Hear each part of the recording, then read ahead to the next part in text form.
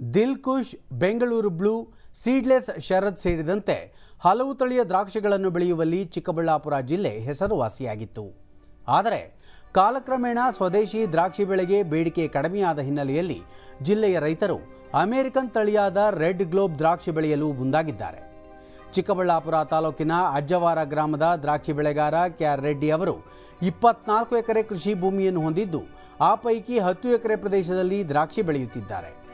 ಅವರ 5 ಎಕರೆ ಪ್ರದೇಶದಲ್ಲಿ ವಿದೇಶಿ ತಳಿಯಾದ ರೆಡ್ ಗ್ಲೋಬ್ ದ್ರಾಕ್ಷಿಯನ್ನು ಸಾಲು ಪದ್ಧತಿ ಹಾಗೂ ಚಪ್ಪರ ಪದ್ಧತಿಯಲ್ಲಿ ಬೆಳೆಯಲಾಗುತ್ತಿದೆ.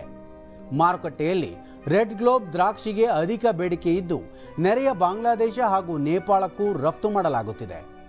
ದ್ರಾಕ್ಷಿ ಬೆಳೆಯಲು ಎಕರೆಗೆ 3 ಲಕ್ಷ ರೂಪಾಯಿ ವೆಚ್ಚವಾಗುತ್ತಿದ್ದು, ಎಕರೆಗೆ 10 ರಿಂದ 15 ಟನ್ ದ್ರಾಕ್ಷಿ ಫಸಲು ಪಡೆಯಬಹುದಾಗಿದೆ.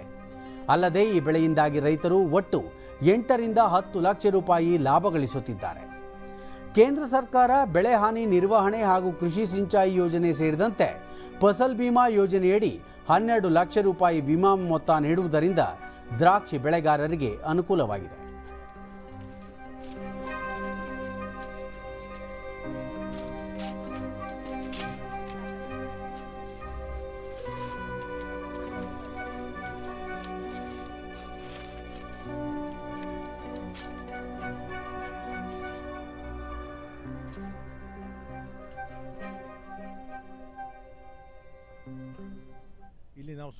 ದೂರದರ್ಶನದೊಂದಿಗೆ ದ್ರಾಕ್ಷಿ ಬೆಳೆಗಾರ ಕೆಆರ್ ರೆಡ್ಡಿ, ಮಾರುಕಟ್ಟೆಯಲ್ಲಿ ರೆಡ್ ಗ್ಲೋಬ್ ದ್ರಾಕ್ಷಿಗೆ ಹೆಚ್ಚಿನ ಬೇಡಿಕೆ ಇದ್ದು, ರೈತರು ಕೆಜಿಗೆ 105 ರೂಪಾಯಿಯಂತೆ ಮಾರಾಟ ಮಾಡುವ ಮೂಲಕ ಹೆಚ್ಚಿನ ಲಾಭ ಪಡೆಯುತ್ತಿದ್ದಾರೆ ಎಂದರು.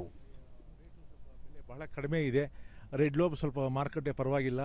ಈಗ ರೆಡ್ ಗ್ಲೋಬ್ಗೆ ಸುಮಾರು ಇದು 115 ರೂಪಾಯಿ ಮೊನ್ನೆ ಒಂದು ತೋಟದಲ್ಲಿ ಮಾರಾಟ ಮಾಡಿದ್ವಿ. ಈಗ ಇದು 105 ರೂಪಾಯಿ ಇವತ್ತು ಮಾರಾಟ ಮಾಡಿದ್ದೇವೆ. ಇದು ಹೊರ ರಾಜ್ಯಗಳು ಮತ್ತು ಹೊರದೇಶ ಬಾಂಗ್ಲಾ ಮತ್ತು ನೇಪಾಳಕ್ಕೆ ಇಲ್ಲಿಂದ ತಗೊಂಡೋಗಿ ವ್ಯಾಪಾರಸ್ಥರು ಮಾರಾಟ ಮಾಡ್ತಾಯಿದ್ದಾರೆ. ಖರ್ಚು ಇದರಿಂದ ನಮಗೆ ಒಂದು ಎಕರೆಗೆ 3 ಲಕ್ಷ ರೂಪಾಯಿ ಬರ್ತಾ ಇದೆ. ಇದು 10 ರಿಂದ 15 ಟನ್ ಒಂದು ಎಕರೆಗೆ ಬೆಳಿಬೋದು. ಇವತ್ತು 100 ರೂಪಾಯಿ ಅಂತಂದ್ರೂ ಒಂದು 10 ರಿಂದ 12 ಲಕ್ಷ 15 ಲಕ್ಷವರೆಗೂ ಆಗುತ್ತೆ. ನಮಗೆ ಖರ್ಚು 3 ಲಕ್ಷ ಹೋಗುತ್ತೆ ಒಂದು ಎಕರೆಗೆ. ಇನ್ನು ಉಳಿದ ಒಂದು ಏನು 8 ರಿಂದ 10 ಲಕ್ಷ ರೂಪಾಯಿ ಲಾಭ ಸಿಗ್ತಾ ಇದೆ ನಮಗೆ.